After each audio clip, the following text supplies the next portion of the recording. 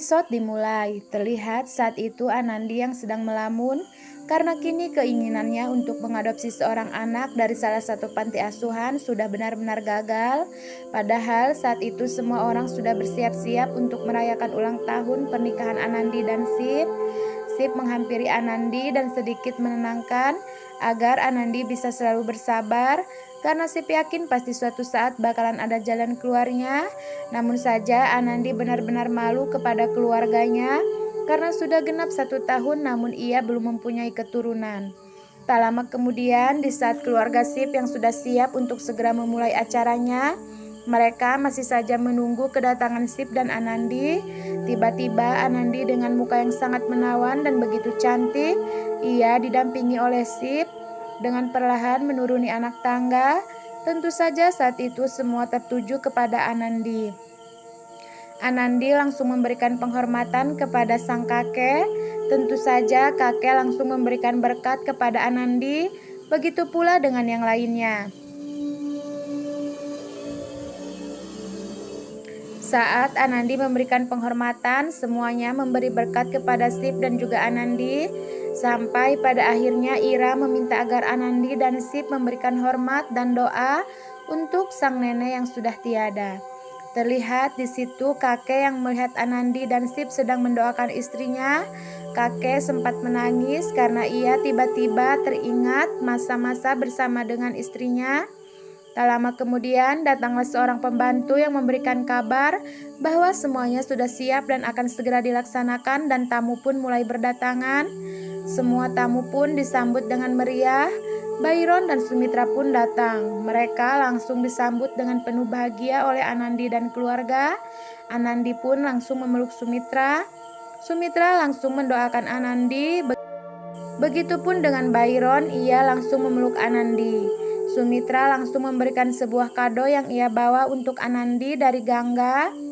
Nah, oke guys, sebelum Mimin lanjut, alangkah baiknya bagi kalian yang baru saja bergabung dan menemukan channel ini, tekan tombol subscribe dan aktifkan lonceng notifikasinya ya. Anandi langsung membaca surat yang berada di dalam kado tersebut.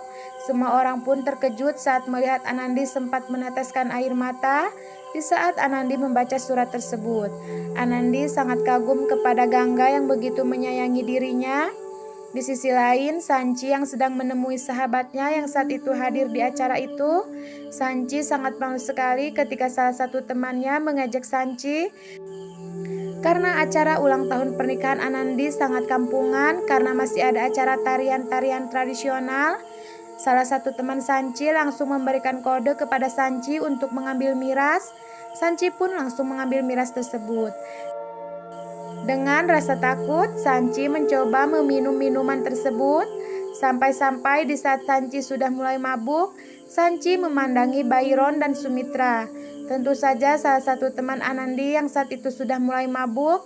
Mereka mencoba memanas-manasi Anandi untuk bisa meminta agar Sumitra mencoba menceraikan Jagdish dan Gangga. Karena terpengaruh minuman keras, Sanchi pun langsung bertekad untuk menghampiri Sumitra dan Byron.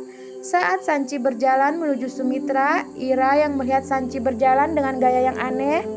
Ira terkejut dan berniat untuk menghentikan Sanchi untuk menemui Sumitra. Ketika Sumitra sedang berbincang bersama Anandi, tiba-tiba Sumitra terkejut dengan tiba-tiba Sanchi memegang baju Sumitra.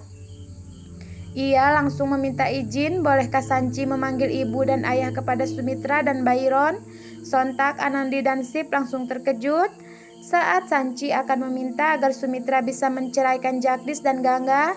Tiba-tiba Ira langsung menarik Sanchi dari hadapan mereka. Tak lama kemudian acara inti segera dimulai. Anandi dan Sip dipersilahkan untuk berdiri. Anandi sang istri langsung memberikan bunga yang dikalungkan kepada Sip. Begitu pula dengan Sip kepada Anandi.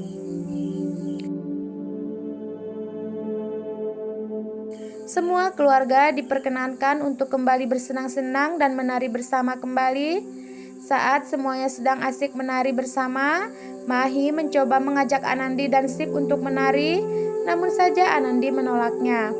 Saat semuanya sedang bersenang-senang, tiba-tiba saja mereka semua dikejutkan dengan kedatangan rombongan anak-anak dengan melantunkan musik tradisional. Anandi dan yang lainnya pun sangat heran siapakah mereka. Semua orang pun merasa bahagia sekali ketika melihat anak-anak tersebut yang berani mengucapkan selamat kepada Anandi dan Sip. Namun tidak dengan Sip, karena itu semua sudah Sip rencanakan, karena itu adalah kado istimewa untuk Anandi darinya. Tak lama kemudian Anandi dikejutkan ternyata mereka membawa anak yang saat itu ingin Anandi adopsi. Tentu saja suasana tambah pecah sekali. Anandi pun sangat terkejut dan bahagia sekali. Saking bahagianya sampai-sampai Anandi sempat meneteskan air mata. Anandi pun langsung menghampiri anak tersebut. Sip sang suami yang melihat Anandi sangat bahagia sekali, ia pun ikut bahagia. Namun saja yang lain sempat terkejut saat Anandi dan Sip menjelaskan kepada semua orang bahwasanya mereka telah mengadopsi seorang anak dari salah satu panti asuhan. Namun semua orang terkejut kenapa Anandi dan Sip mengadopsi seorang anak laki-laki yang cacat. Bukankah itu semua akan menjadi beban yang sangat berat untuk keluarganya? Ira yang mendengar perbincangan itu, ia langsung merasa malu sekali. Anandi langsung memeluk anak tersebut. Semua keluarga yang melihatnya langsung mendekati anak tersebut dan menyambutnya dengan rasa hormat. Singkat cerita, Gehna yang sedang mencoba memijat badan Kalyani karena saat itu nenek Kalyani sedang tidak enak badan. Dengan tiba-tiba perawat yang merawat Gangga berteriak dan berlari menuruni anak tangga. Tentu saja nenek Kalyani dan Gehna pun terkejut dan langsung menanyakan apa yang terjadi. Perawat itu pun langsung memberitahu bahwasanya dengan tiba-tiba Gangga kejang seperti kesusahan bernapas. Kalyani dan Gehna pun langsung berlari menghampiri Gangga. Benar saja, Gangga seperti orang yang akan segera mengakhiri hidupnya. Ia sudah kejang-kejang dan susah untuk bernapas.